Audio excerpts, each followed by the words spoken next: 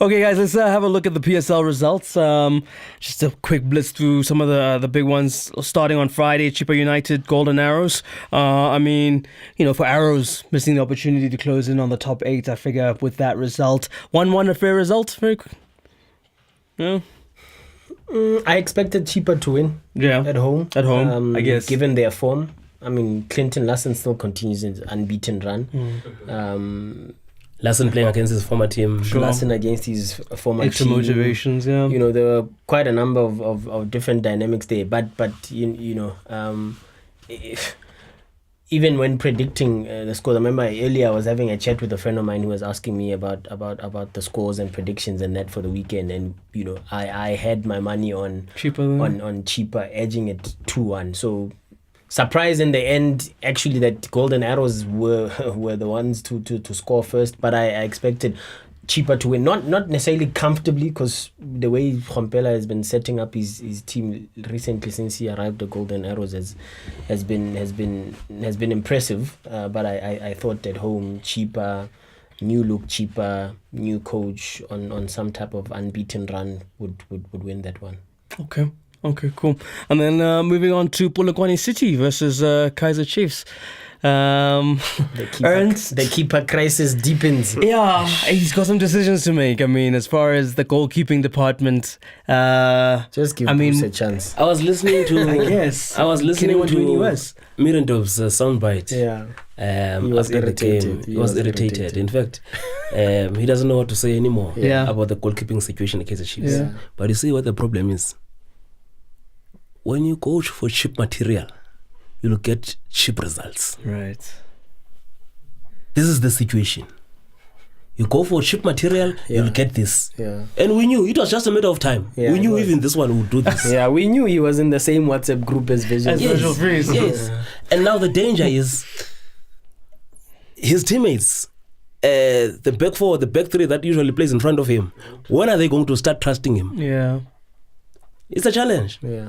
So this is a lesson to the Chiefs management. You go for cheap options, you'll get cheap results. They've let two much better goalkeepers go, obviously, in Riyad Peterson and brilliant Kuzwayo. Right. Even though Kuzwayo can't get a look in at Pirates with some sort of, I saw that, is he injured or is he not injured? That's a whole other story. I was listening to Micho explain that as well. They may as well give Bruce Bavuma a go. Yeah. I mean, obviously, this is the first really seriously long-term injury that Kune's had for a while, and that's a problem because he's the number one. He's the Bafana number one. He's a fantastic goalkeeper, but Well, actually, Kune has been injured for about the same time before. Okay. Remember, it's just with Baxter and Khompela. Right. Yeah, with Baxter and Khompela, what Baxter did. But they've just had better cover. Yeah, they had better cover because Baxter was rotating Riyad Peterson, brilliant Kuzwayo. Right. Steve played brilliant Kuzwayo for half the season when Kune started off injured in that particular season. Right. So, but this time around, they just don't have decent cover. Chiefs were linked with Riyad Peterson coming back because obviously, he was made promises at Clorcop which are not being fulfilled. Sure. Telang Gobeni was another one, but Chiefs just didn't want to pay. Even there were talks of Chiefs looking outside. Because obviously, they bought Akpei in and he's Nigerian, so they had to make room for that foreign sport, right? Which they did by letting Walusimbi go. So they had the option to actually still look outside for a keeper, perhaps not with the PSL experience, but with the experience nonetheless. Well, maybe that's the thing. I think midway through the season, January transfer window, you want to look outside. As Velile correctly puts it, they went for someone that was cheap. And who was available though? They had to buy. It's not a matter of. They had to pay. Comes out. They could have bought Telang Gobeni. Yeah. They could have had Telang Gobeni because he's not even a third choice. Sure. At Sundowns. Right. So when you look at how they're doing all these things, go to their game against Sundowns. Freeze Howler. Their game against Cape Town City. Freeze Howler. Freeze Howler. This game this past weekend, they were leading. We don't know what could have happened. And if you look at those all these three games, Chiefs was dominating. But just because of howlers from the goalkeepers, now they end up in this situation.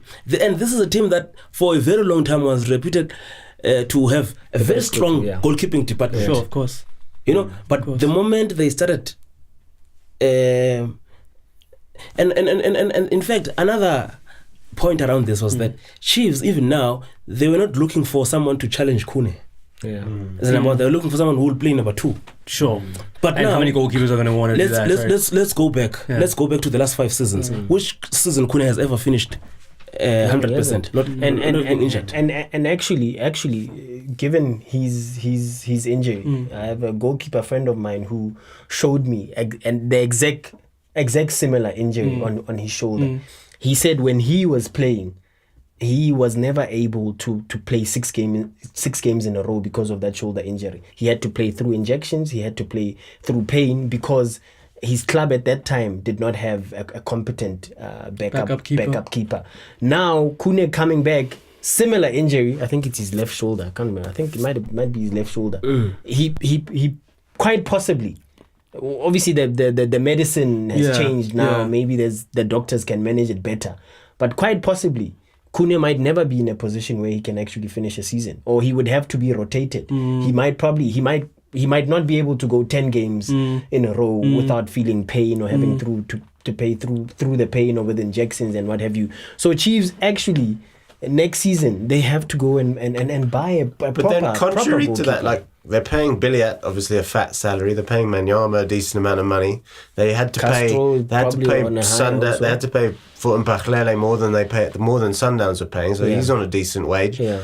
Why is it Kune? That's the question I would ask. Does he just not want competition? Or too much competition? What I've learned about Chiefs, John T, in recent years is that Chiefs, when it comes to paying the salary in the PSL, It's not a problem. it's not a problem. In fact, It's buying. there was a stage where Chiefs just was won't number pay 1. transfer fees. Yeah, they don't want to pay transfer fees. Okay. Stop. There's a lot of clubs like that. The Vits are also Yes, like that. and it's going to be very rare for you to find a quality player without Paying paying a free. transfer fee, yeah. The only player, and Bobby did say that they were trying to get him, but he said his intentions on going back to It's Europe. Darren Keat. Is Darren Keat. They wanted him. But would they have gotten him this season though? No, I doubt it. They were waiting for him to be a free agent to join them In next fact, they season. also knocked on the doors of Super Sport, surprisingly, for Ronwen Williams. yeah. You know, but look, maybe for them, they are still thinking about chasing the number 2. Yeah, but I keepers think, make such a big I think they difference must go themselves. for a number 1. They must go for number 1. Yeah. They must go for a number 1. Well, that's the because- thing. I mean, with keepers being so important, who's going to sell their number 1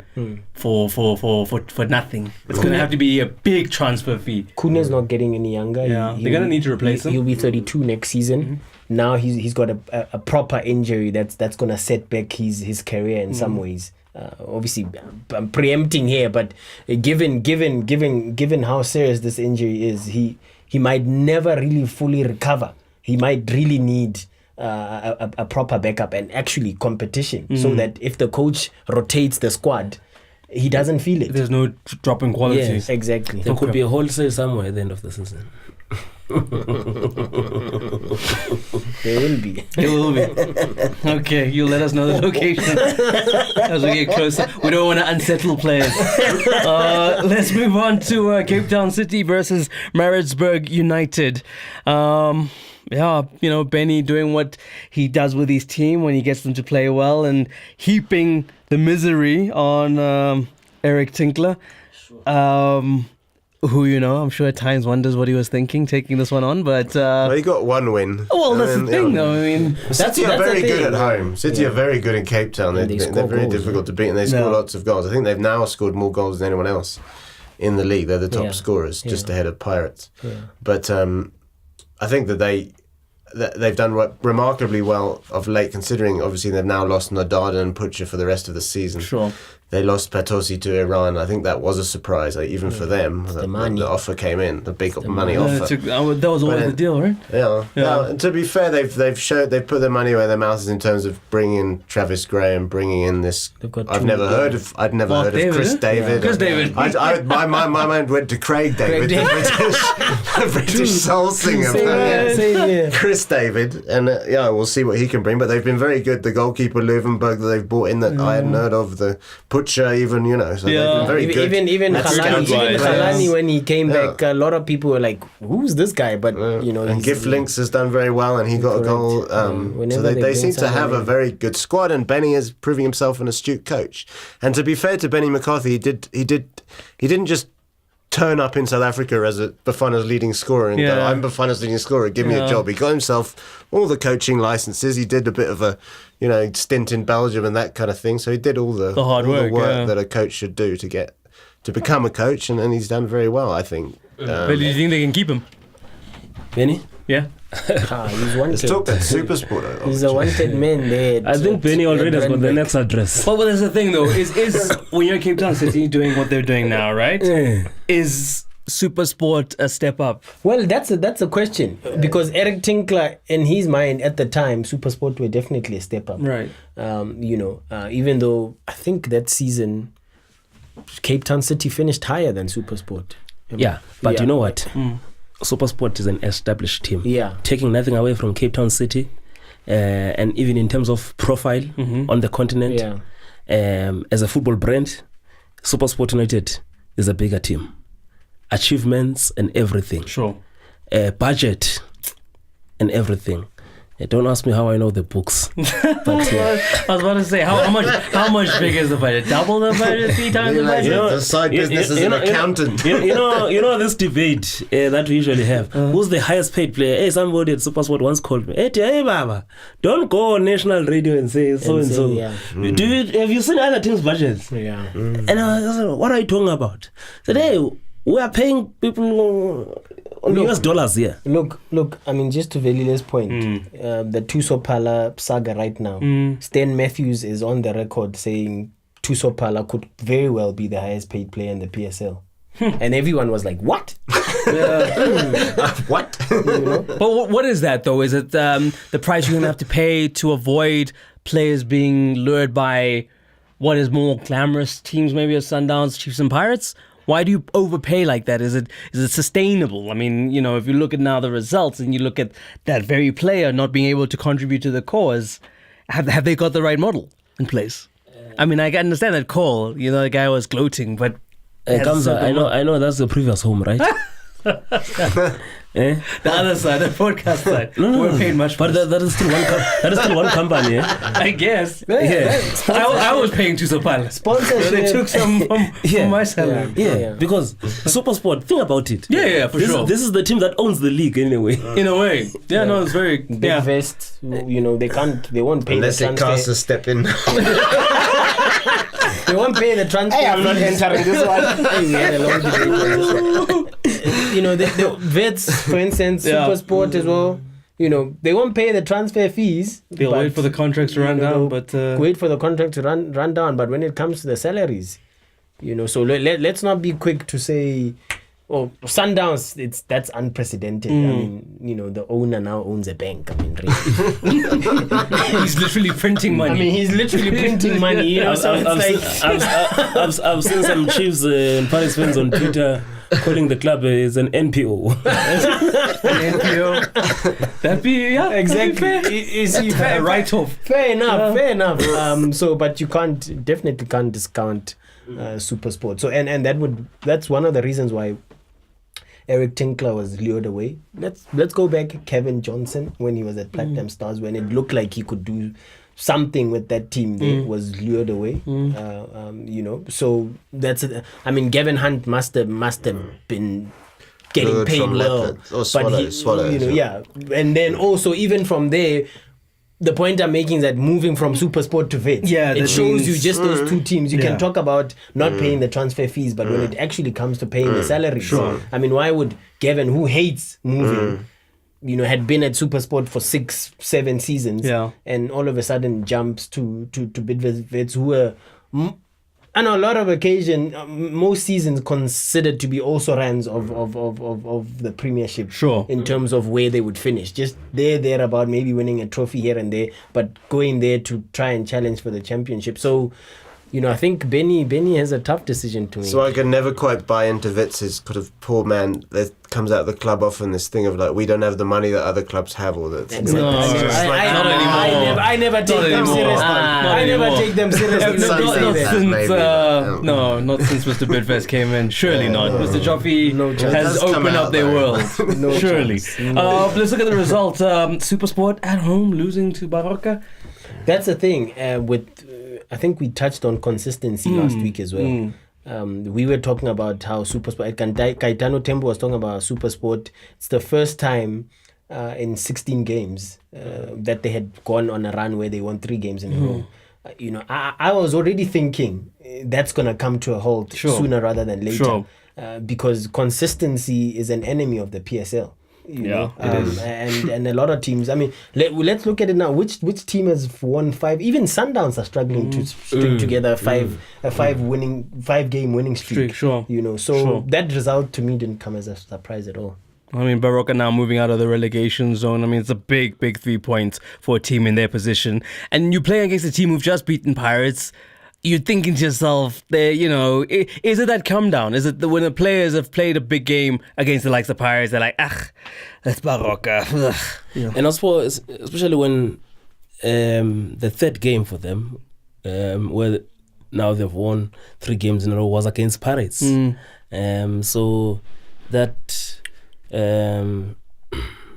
inconsistency we're talking about, and we saw what crept in after the Paris game for them. But I was also surprised because Barroca are not really good travelers. Right. And I remember there was someone I was talking to about this game, that Barroca, it's impossible that they will win this game on the road. And they just won it like that. And we were talking earlier on about Chippa that had been doing well but failed to collect maximum points at home. And when you look at the latest log standings, they've gone down there.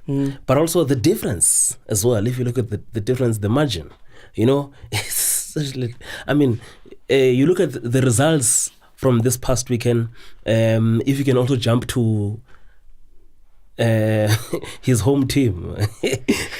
I saw him panicking yesterday that they're not keeping a clean sheet. Free State Stars. Free State Stars. I mean, yeah, you're right. And you look at a player, and I know I'm going to go back to something we discussed before, but when you talk about seasoned football administrators, it's what you find there at Free State Stars. They know that Snatemba Janji has signed for Bidvest Wits. Right. But between now and end of the season, he's still their player. He's a Free State Stars player. Yeah, still their player. And if you can go and check the stats, the number of goals and assists that is provided during this period when he had committed to Wits already. He's still being professional. They believe there's still a professional player who can do the job. And if you look at what Leopards had done, but at least they brought back Munyai now. Nange was on the bench last yesterday. You see, and I think Munyai hit the crossbar, playing against his next team. Sure. Yeah. No, of course. Because I mean, you're still a professional, you're still a footballer, you still want to show that you're doing what you're capable of doing. It's your job at the end of the day. Yes, and at some stage I was thinking, hey, I hope the owner of Polokwane City is watching this game, so he can say, hey, I'm still a novice in this thing. Yes, there we go. Okay, and then there was the big one at the top between Wits and Sundowns. Sundowns, I mean, some would argue this is a difficult game to expect them to, just kind of get in there and ram their way through 3 points. Wits were always going to be up for it. And maybe it's a missed opportunity for Wits then because, they were playing against 10 men. So who would be the happier of the two coaches after that one? I think Pizzo. Yeah. For me, Pizzo, I think that the game was ruined by the red card. It was a completely correct red card. Right. Because Lakai was hauled down by Aronson and he was going to be clean through on goal. But both teams were really having a go at that point, and Wits had just got back into it. They looked like, and they actually played much better 11v11 than they did 11v10. They couldn't. Sundowns basically said, it's fine, we'll take a point. We're basically 2 points behind with 2 games in hand. It's not really a worry for us. Sure. And after half time, they just settled for a point and said, if we can get something on the break, then that's fine. But we're just going to sit in and we're going to let you try and break us down. And we've got so much experience. And that showed.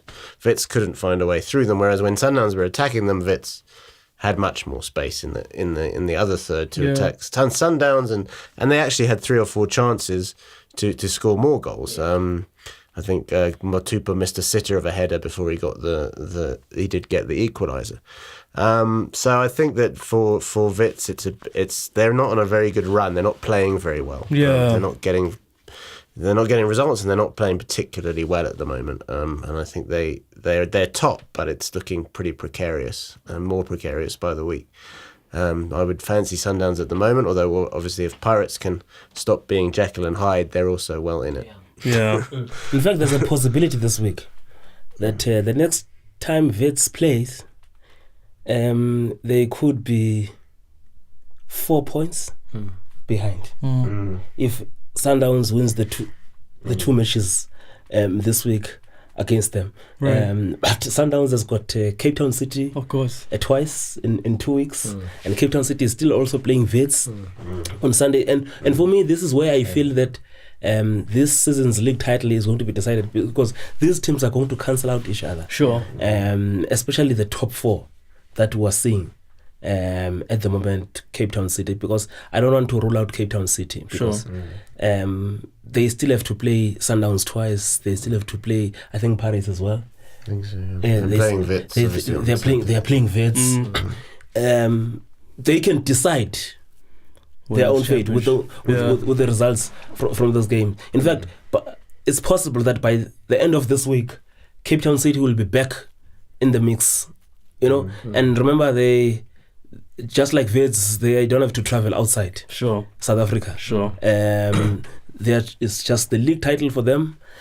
But as to whether they've got the Experience and the know-how, the right mentality on the bench, and which for me is where I see this Wits team when I compare to the team that won the league title the last time in this one.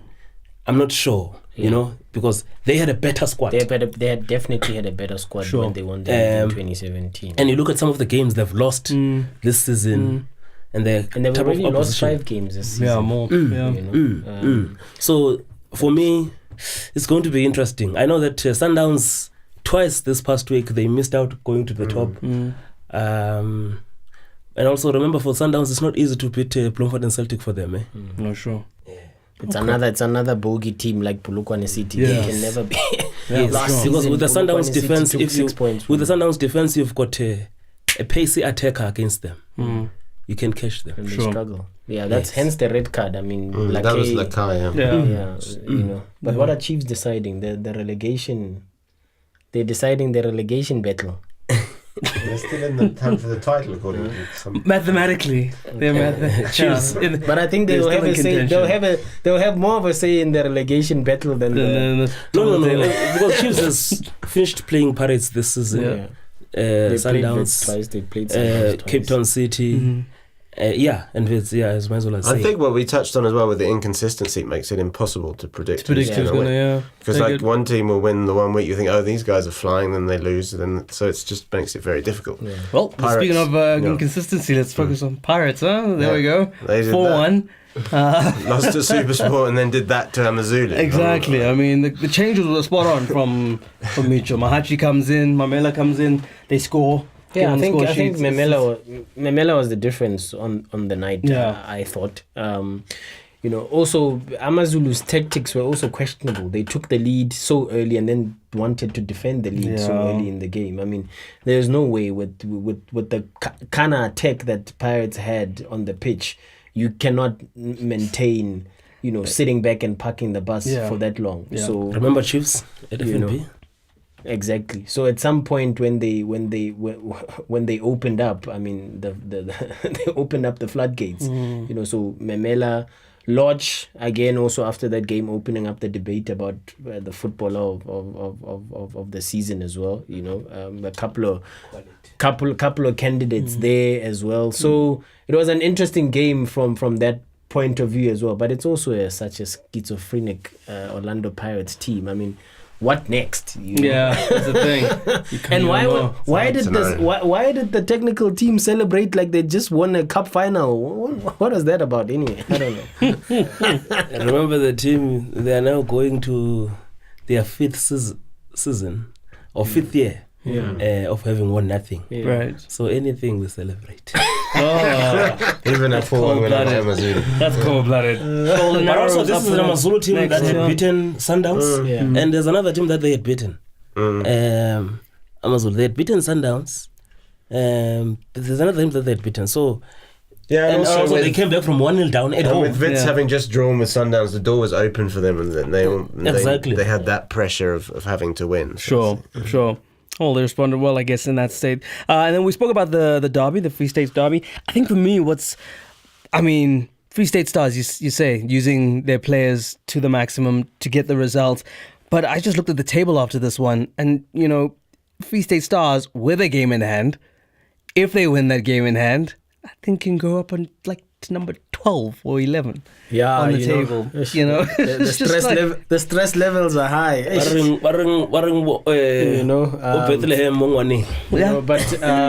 I think it was about time Coach Nicola got a result like that. He needed it. Yeah. He needed it just for his own personal morale and for the team as well. And what was interesting is that the way that they set up, the way they played as well. And he admitted after the game that they don't usually play counter-attack football, but nothing was working prior.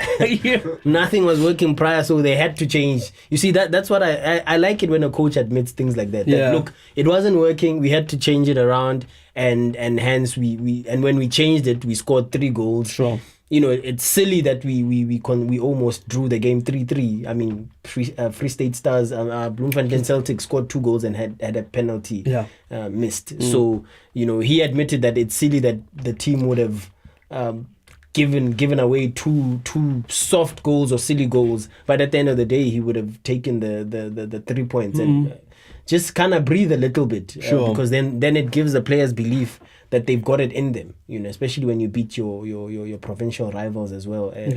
High stakes in that game, I think, because Celtic also need to keep getting the points so that they try and consolidate a place in the top 8. But Stars need to move away because things were different under Luke Emael last season, winning the Nedbank Cup and finishing in 6th position. Now all of a sudden it's back to what it used to be.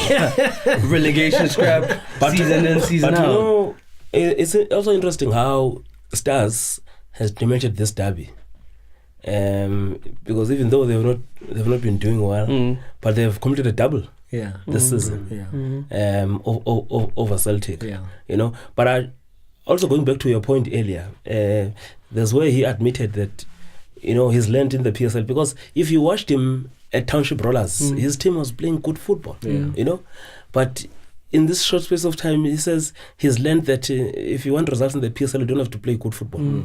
It's not a matter that you play nice football. Sure. That's the cherry on top. Yes. But if you want to be effective. Yes, and now hence he's gone for this counter-attack I talk about. In his defense, he hasn't had a pre-season.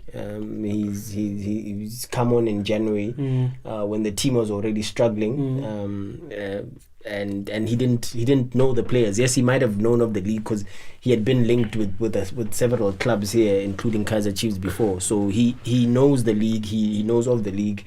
The club also, just to appease him a little bit, brought him some players from Township Rollers as well, in a defender as well, to try and get to play his own way. But I think if he can survive and get a pre-season, we'll probably see the real just his imprint on the team as well. But it's going to be tough. Saturday he's up against Black Leopards, who now seem to have gone a bit off the boil. We were busy lauding them. They played 0-0 with Highlands yesterday. So, is this an opportunity now that he has a confidence-building victory in a new system that, maybe now people are still going to have to try figure out if they can repeat and replicate what they did against Bloem Celtic, against Black Leopards? They've definitely plateaued a bit, Leopards. I think the transfer sagas didn't help them, and they didn't help themselves in that sense. Sure. Like Mazzola, I think, was saying, or Velilo was saying, if you sign a guy, if a guy signs a pre-contract, just, let him go in the summer and let him play for you, because he'll give his heart for you, if you treat him like that. So I don't know. I thought they reacted a bit rashly. And now Marcus Minow has come back and Nangate was on the bench, but I think that they've definitely on a bit of a dip. They were a bit unlucky against Wits in the Nedbank Cup because they were much better than them in the first game before it started pissing it down in Toyando. And then unfortunately they lost on penalties, but otherwise they've definitely hit a bit of a dip. So it's definitely an opportunity for Free State Stars. If they found a formula, they must stick with it, I think. You know, play again like that. It must just win ugly, and it doesn't matter. Exactly. You know, everybody sort of says, the under-20s didn't play well at the African, but they qualified for the World Cup. Who cares? You know? Exactly. At the end of the day.